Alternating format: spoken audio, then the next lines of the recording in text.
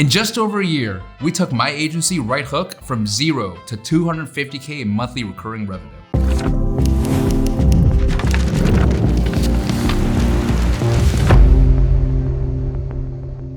Hey, my name is D. 5 years ago, my co-founder and I met on a Neil Patel forum. This was my second venture. My first one drove me almost nearly broke. That's a story for a whole other time. But during that initial phase, because we knew each other on the forum, he was saying some smart shit and I was really noticing him. And it just so happened that he lived an hour south of me. We met up for Korean fried chicken. Very hesitant to get into business together because we've been burned by other business partners before. We're both in a similar stage of our lives. We family men, had kids, had something to prove, so that worked out. Didn't want to just jump straight into a partnership together immediately. So we set ourselves a challenge. Hey, what if we did this Facebook ad agency thing and see if within the next 6 weeks we can close 6 clients? If so, we've got something there. If not, no harm, no foul. He'll do his thing, I'll do my thing. Within that 6 weeks, I think we got something like 8 to 10 clients or something like that. And we were like, okay, well, now what?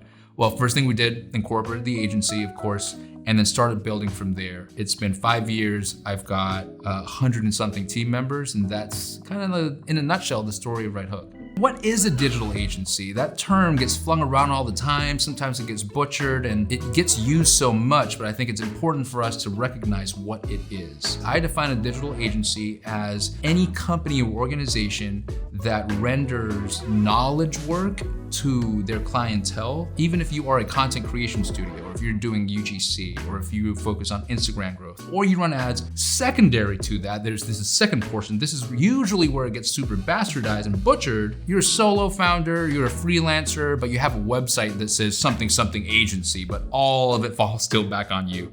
And if you fall sick, or you need to go on vacation, or need some time off, all the money stops running. Your activities are that of a freelancer, of a gun for hire, but rather that you as the practitioner that has all the wisdom, all that knowledge, and all that great work are able to free yourself from just being you, have teams that work for you in the way that you render the service, in the way that your best practices, your secret sauce, whatever you want to call it, you move from playing the trumpet to now orchestrating and being the conductor for the entire orchestra that plays to your tune.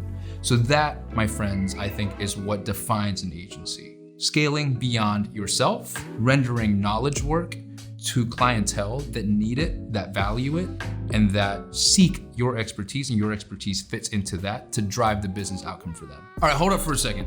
All this free stuff that we're giving you right now, hopefully you're learning a whole bunch. Let us know in the comments below what you want to hear about, what you want to learn next. All right, back into it. Are entrepreneurs born, or are they made, or are they built? I guess built or born.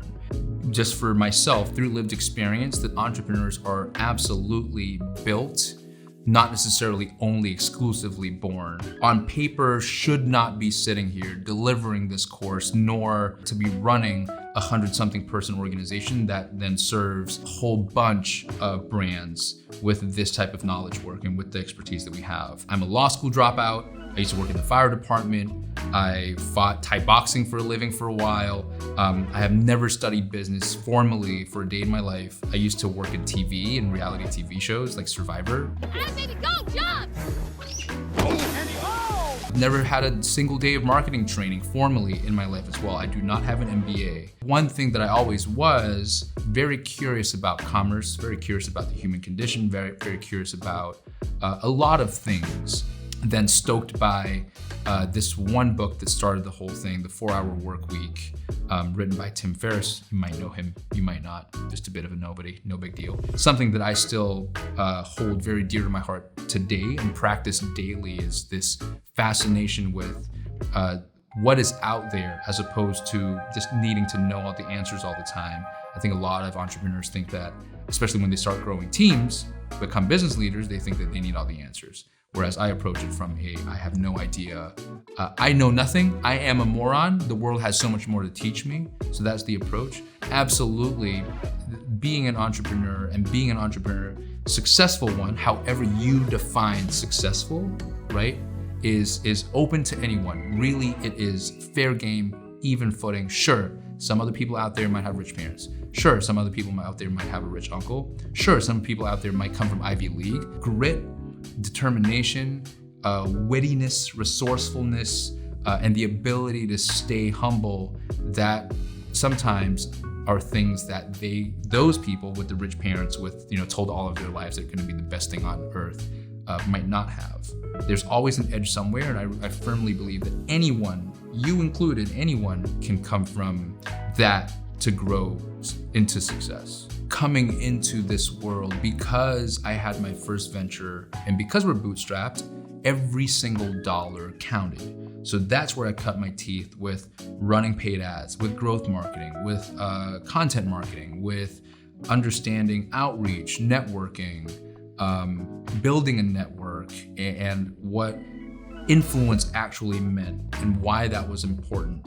What I uniquely brought to the table was always, always, always the ability to listen without judgment, without assumption, and actually hear what people are trying to tell us so that we can then understand where we should be positioning, what type of service offering it needs to be, whether we're underpricing, overpricing, are we overservicing, underservicing, being able to hear all that. No one walked up to Steve Jobs and said, we want this thing called an iPod, right? But what he was able to do was listen to the market, look at trends, look at consumer behavior, match that to what his company, what his team could innovate on, should innovate on, might need to innovate on, and then before you know it, he comes out and says, look at this thing, 1,000 songs in your pocket. So that ability to listen to then also ability to intuit then turns into something that you can bring to the market, something that they will value, and meeting that with that Japanese concept of ikigai. What are you good at? What do you love doing? What does the market actually need? And what value can you extract from that? Those overlapping circles will then brought us at least to the position that we're at now. So if you're watching this right now, you'd have a skill. Everyone has a skill, right? And again, go back to that ikigai. What are you good at? What do you love? What does the market need? And how do you extract that value? Understand who you serve. What do they need? Where do you position into that, right? And by what do they need, I don't mean need just from you. What do they need from any service provider? Because once you understand that, you can understand how to exceed those expectations. And it might not be just doing more work. It could be something like a better experience, or because you can listen into what they need, you can bring that to the table. And then once you do that, go out there and start talking to what you think the market is. Validate that persona.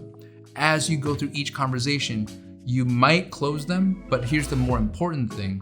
Most people will tell you now, go close them. My advice to you is go out there and listen, because they will give you clues as to how to close the next one better, right? Think about it as discovery for you.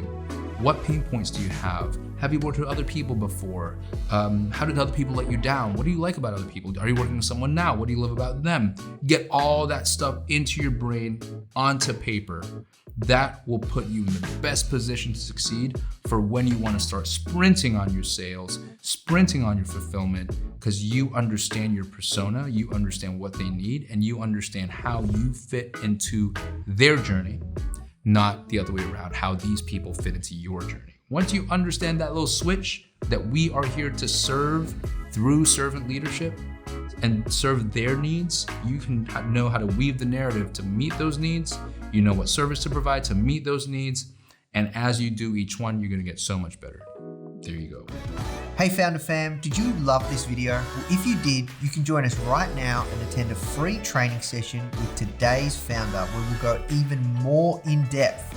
Click here and we'll see you soon.